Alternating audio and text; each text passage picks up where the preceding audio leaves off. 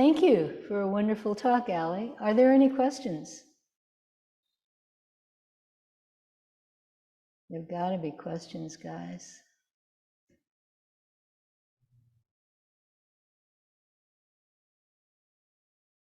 Liz. I have a question. I can always count on Liz. Okay, so I'm sitting here thinking, well, maybe when my dog takes a crap on in this field, I should clean it up. I never do because I think it's it's just natural and it's going to break down and and do great things for the soil.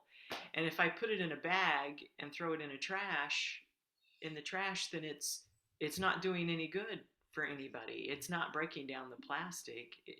So so now my I guess you know, I don't know what my question is there other than that the way one person sees something isn't the way another person sees it. So what do you do? Do you do you base your actions on what other people see or what will you see? You base your actions on reality. This was either in a sidewalk or in a graveyard. It was not in the graveyard. It was not in the graveyard. It was like right along the road. Like it was right on the road. Right along, not on the road, but right next to Right next to the road, where people could step on it. Okay? So yeah, everything's situational, right? Things that are fine in an open field aren't so fine, in the middle of town. Okay? Okay, thank you. Are there any other questions? No, but I have a gatha that I've practiced for many, many years. Can I say that? Sure. The subject? Yeah. Yeah. BS keeps the earth green. Just watch where you put your foot.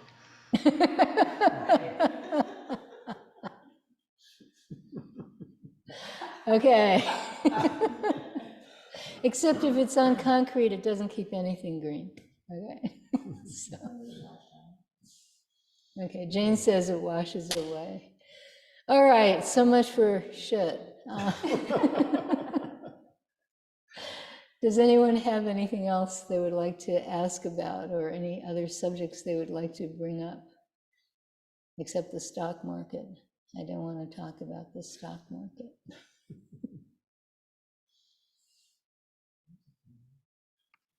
Well, I do have another question.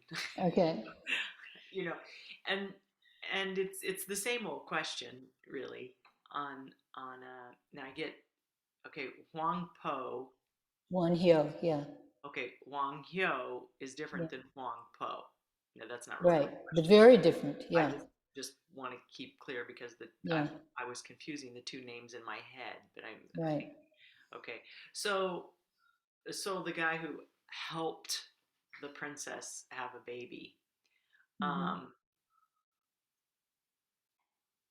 I don't know the in today's world he would been shunned because of his behavior and excesses, um, and now we kind of celebrate them and laugh at them. And I never know really how to take that when I'm listening. Now, certainly, I don't get as angry as I used to, but but but how do you balance that? It was a different time, certainly, but yet that karma is passed down from generation to generation from century to century to century down to where we find ourselves now. So it's not really like it's in the distant past, and doesn't have any bearing on today because it does. If we're going to laugh about somebody's excesses with sex and possible abuse of sex, then what makes it different from today?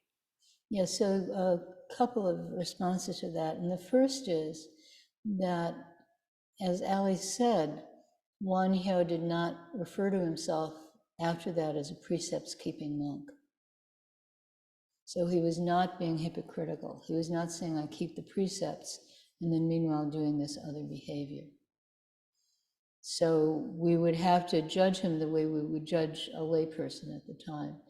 And as we all know, the simple act of sexual whatever is not necessarily abuse. And so we don't know whether he was abusive or not.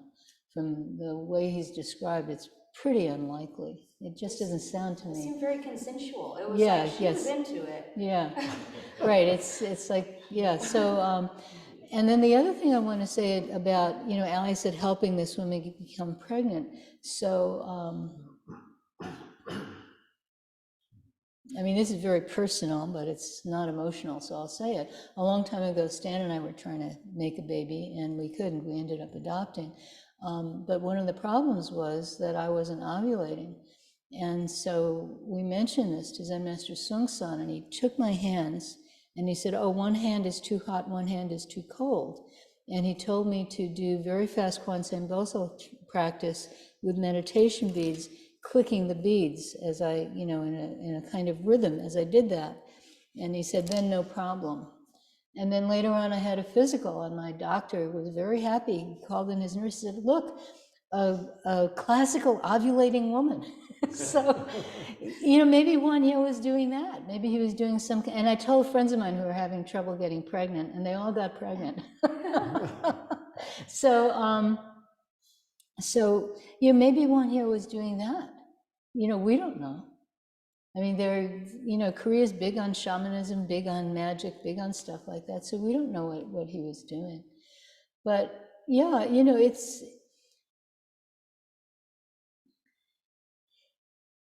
I think we can tell in the stories when women are seen as objects, and when there's some kind of mutuality with women. I think we can kind of tell there's a different tone in the stories where women are sort of just objects for the male gaze and for male pleasure. And you can make your own decisions about Won Hyo if you like. He was not a Zen master. It's not clear that the old man that he met, that you described, was a Zen master. Won Hyo lived about the time that Zen was being introduced into Korea, but he was himself a very well-known sutra master. He and his friend Wi Sang, so his friend Wi Sang, they were going to go to China to study Buddhism, to practice Buddhism in sort of what was in their mind its homeland. And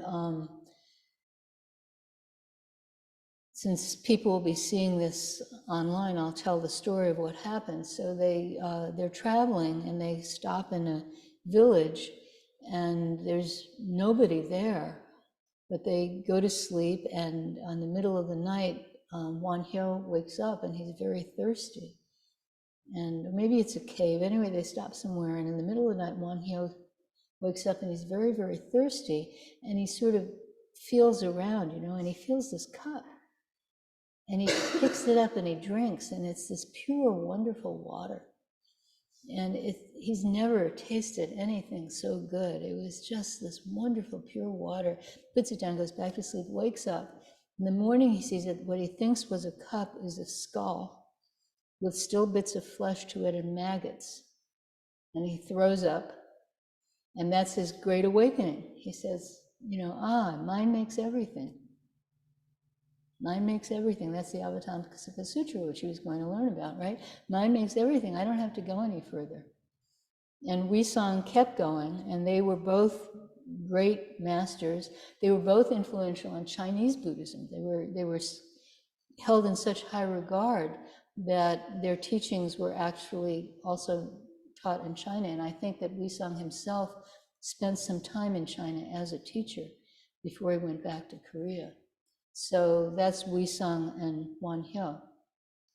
And this was around the time that Son Chan Zen was being established in Korea. I believe that's about right. but the real transmission to Korea didn't come about until I think it was the 12th century with Taego. Sun was very active before then, but there was no one who was fully transmitted from China. And they were great teachers like Chenol. I'm going to be giving a course for the 360 Zen that the online Sangha does.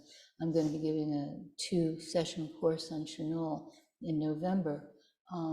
Chenol was about 100 years before Taego. So even though he's considered one of the root masters of Korean Sun, he himself did not have transmission. So that's more than anyone asked for. But anyway, that's, yeah, Korean Buddhism is very interesting because it's very syncretic. There isn't the kind of animus that there is in China and Japan of one school towards another.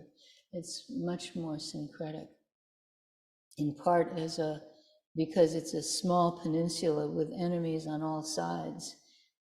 I guess not from the ocean, but everywhere else. With enemies from all sides, except Japan is on the, okay, enemies from all sides. And they have to kind of stick together. It makes it hard to have kinds of doctrinal disputes that you condemn the other side to one of the Buddhist hells. So anyway, that's, yeah. Yes. So I've been. Oh, microphone. I listened to Liz's question, and it's made me think a bit, and I've been thinking about ways to reformulate that question, or at least process it through my mind. And it occurred to me to ask, are ethics before speech and words? Our ethics what? Before speech and words. I mean, the ethics. Yeah. In the realm of our, mental processes, and this is where do they fit, right? Now I understand what you're saying. Yeah. So the way I interpret what you're saying is ethics something that's deeper than our frontal lobes? And yes, because where ethics really, I mean, there's only one real precept, and that precept is not for me, for you. So if we have that direction in our lives, which if it's up here, then you don't believe it because somebody's just making themselves think they're good, right? Oh, everything I do is for you. That's not about it. It's like if you're really coming from that stance, you don't even think about it. It's like when your kid cries in the middle of the night and you get up and you go pick up the kid and try to figure out how to help. You're not thinking, oh, I'm such a good parent. Look at me. I got out of bed and picked, It's just the kid's crying. Then you go pick it up, It's real simple. Unless you're trying to train them, sleep training. Oh God, that was horrible. I think it was harder on us than our kid. But true ethics is not something that's written down. True ethics is very, very deep. And it's a direction, that's a stance towards the world. Mm-hmm. So that's a wonderful question. Yeah, thank you. I mean, the other way to ask Liz's question is, so presuming that Liz does not want to, preference, violence against women above, violence against men, violence against trans, male on male violence, women on women violence, presumably, she doesn't want to preference any one of those over any other one of those. I don't know, Liz? No, I don't. He's presuming correct. Okay, all right, make it quick because Jane also has a question. So I think I lost my question, but okay. that answered that part of it. Okay. But there are not simple situations That's right. where the hunter and the rabbit and the farmer, where, it's not as simple as the baby's crying, I'll go pick it up. That's right. Right. Most of the things I face in my life are never that simple. That's right. And so I think in that case, what? Yeah. And then is it really before speech? Is it Speech can help. for Thinking thinking? can help. Yeah. You know, Christians talk about discernment. So sometimes it helps to look at yourself and try to put into words what's going on. But, you know, it's like I feel people are looking for answers that fit all situations. And you're right, no answer fits all situations. So I have to tell the story of the rabbit for people who will see this on YouTube. So the story of the rabbit is the farmer is farming in the field, and the rabbit comes hoppity, hoppity, hop over to the left. And then the hunter comes, where's the rabbit? You know, and I always think of Elmer Fudd, where'd the wabbit, you know, with his gun. And then the hunter says, the farmer says, went that way, thereby breaking the precept because he lied. Well, why did he lie? To save the rabbit. Okay, so it's okay to break a precept for a bigger reason. Okay, but then the second version of the story is that the hunter comes along, where's the rabbit, and it's not Elmer Fudd, it's some guy who's trying to feed his starving family. And so the farmer says, went that way, so that the family can eat. And so the farmer basically broke the precept of not killing because he participated in the killing of this rabbit in some sense.